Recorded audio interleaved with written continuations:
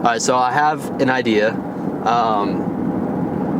It's kind of my most ambitious idea that I've ever had, and I'm a relatively ambitious guy. But I've already been kind of working on it. So if you're on the email list, you already know about this idea, and that is I want to create an...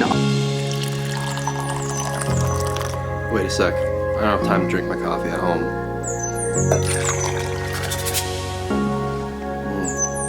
It's more like it. Alexa, goodbye.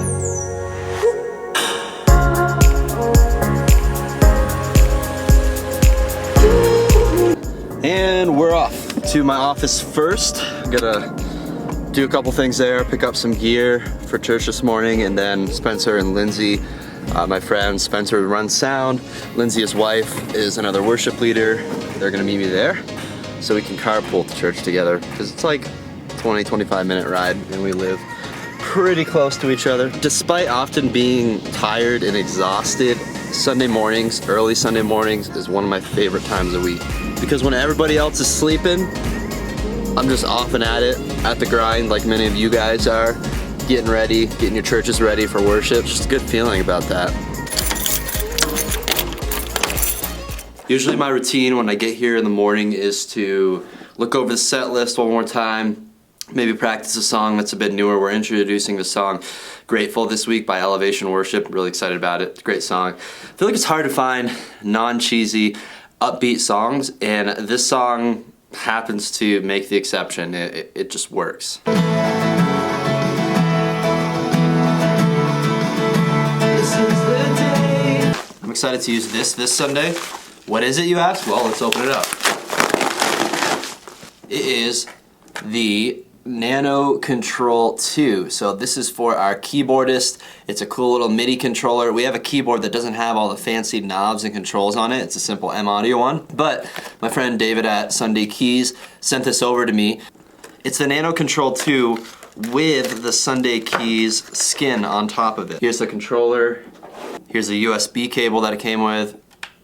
So I plug one end to the Nano Control 2, plug the other end into my laptop. Actually, false alarm on the skin part. This package just had the Nano controller itself, but it's cool because watch. When I adjust these knobs here, look how it adjusts the template in Sunday Keys. See that one on the left?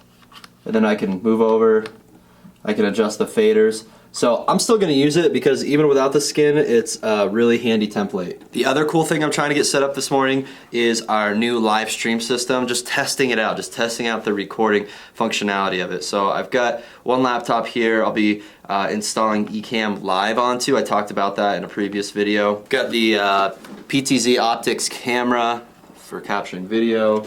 Got a USB cable. That should be all I need for this camera setup. The camera itself, USB cable. I got an audio interface to capture audio from our board. And then we have a tripod we're gonna put the camera on in the back of the room. There's Spencer. Ready for another Sunday morning?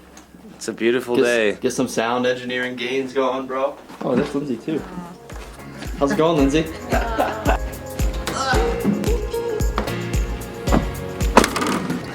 Gonna stop, get some coffee and food for these two. I already had my breakfast like a responsible adult. How's McDonald's gonna be for your fitness goals? I don't want a hangry sound guy. Thanks, man. $11? $11.70 for your breakfast? Yeah. Bougie. Alright, so I have an idea.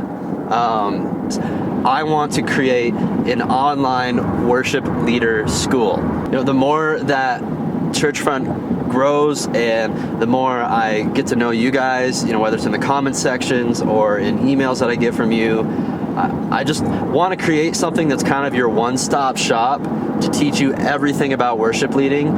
As far as when I say everything about worship leading, at first it's gonna start off with just kind of like hitting some of the main core pillars, the essentials I would call it, and cover like the 5 areas of worship ministry that I think there are. So like first there's the pastoral side of worship ministry, then there's the administrative kind of organizational part of it, then there's the musicianship part of it, there's the leadership part of it, and then there's the tech side of it. So I think there's 5 areas really that make a well-rounded worship leader.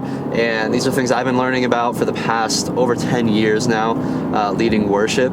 And I want to compile that all into one website. So it's going to be a website where you can log in, access all these different courses on all these different topics. And then what's going to happen is each month we'll be coming out with new courses and or workshops. I still don't really have all the details together what exactly that will look like, but it's basically going to be a monthly membership site where you pay a really affordable, budget-friendly membership to be a part of this site. And not only will you have access to the content, but you're also going to just have access to a community, because I want a dedicated forum for the worship leaders who are students in Worship Leader School. So that's what it's called, Worship Leader School.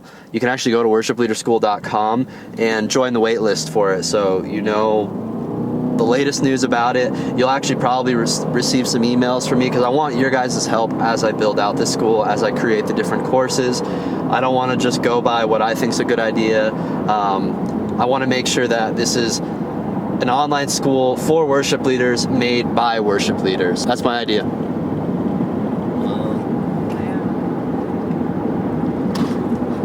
You were recording that, right? Grab this.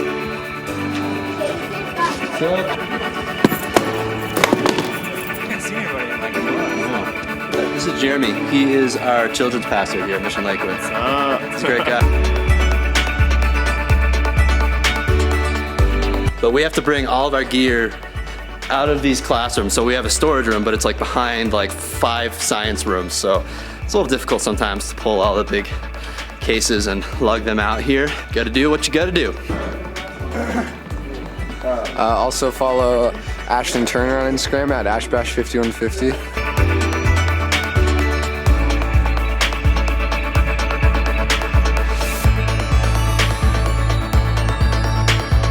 All right, so we got our screens up, trusses up.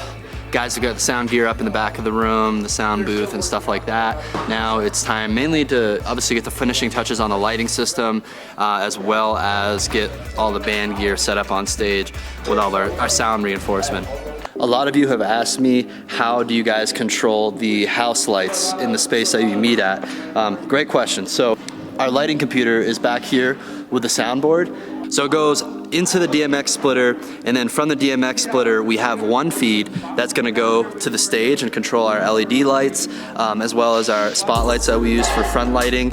That's all our own lighting system. And then the other DMX line goes to the sound booth that's built in to the school back here. So that's what this cable is right here. It runs all the way back to the school sound booth, and then once it gets into the sound booth, we unplug their DMX cable from the back of their light board, and then we plug our DMX cable into their DMX cable, which then goes to the house light. So that's how we control the school's house lights with our lighting computer. So obviously you can only have this set up when the house lights are controlled by an existing DMX system. If these house lights were only controlled by a light switch on the wall, that would not work. Another question I get is, how do you route your monitor signal from your Snake or your sound console to the headphone amp that we're using here? I have another video about what I think is the most affordable, easiest way to do in-ear monitoring for worship bands. A lot of people are really confused by going from the digital Snake to the headphone amp. So it's simple. From the digital Snake, we have these XLR outputs. These are signals coming from our soundboard to the stage. Because we have a digital board, we have the Midas M32 Behringer system here.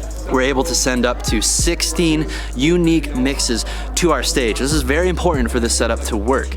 So we send those mixes up here, and then I just have this 8-channel Snake that goes from female XLR on the front of the digital Snake, as you see right here. And then it's only a couple feet long. It goes to the back of the rack that I have up here on stage, and then the 1/4-inch inputs go into the individual channels on the headphone amplifier that we have. So that's how we get those individual mixes to the headphone amp, and then from there we just put our headphone extension cables into the front of the headphone amplifier, and then we send those to our musicians. They each have unique mixes. So remember, key to this system working is that you already have a digital ecosystem in place with a digital Snake. It's able to get all those individual mixes to the stage.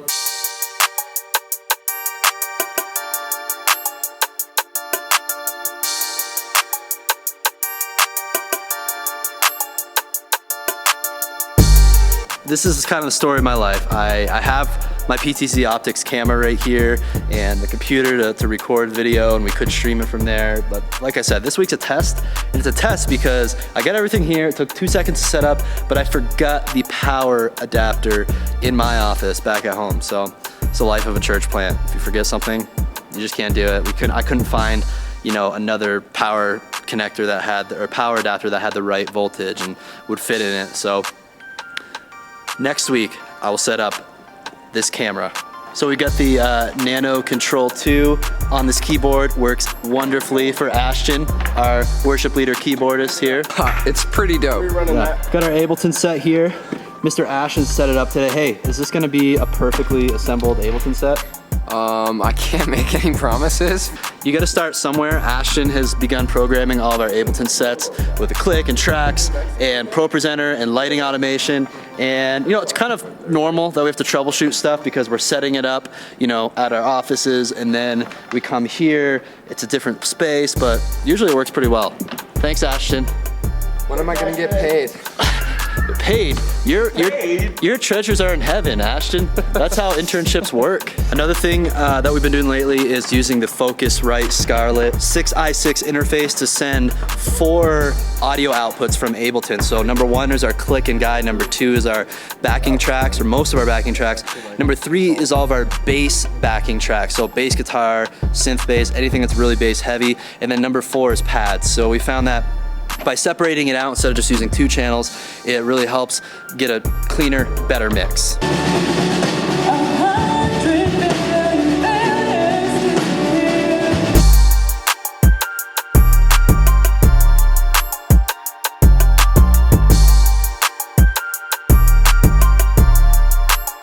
Well, rehearsal's over. How'd it go, Spencer? How'd it Went sound? okay. Yeah? You know what? We had some trouble, but that's church. There's trouble every week, always troubleshooting stuff, so I'm excited. We got 2 minutes left. First set went pretty well. Ashton had some issues with his keys. Ashton, what happened? Well, I was playing Reckless Love. Great song, by the way. You should check out Jake's blog on that on his website. My patch decided to stop working, so I was only getting like 2 of my 5 MIDI cues from my keyboard, so it sounded really funny, and I was trying to be like the overlaying pad when we were praying, and it just was kind of like a single note at a time, and it was awful. It's probably my fault.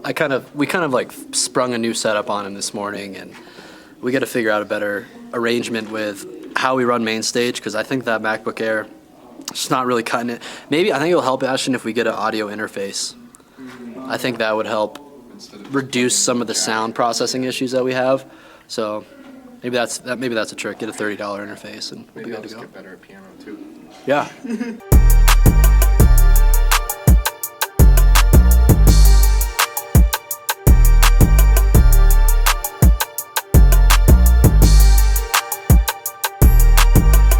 It's pretty dope. That's a wrap. Stage cleared. Friends tired and exhausted. Pastor even more exhausted.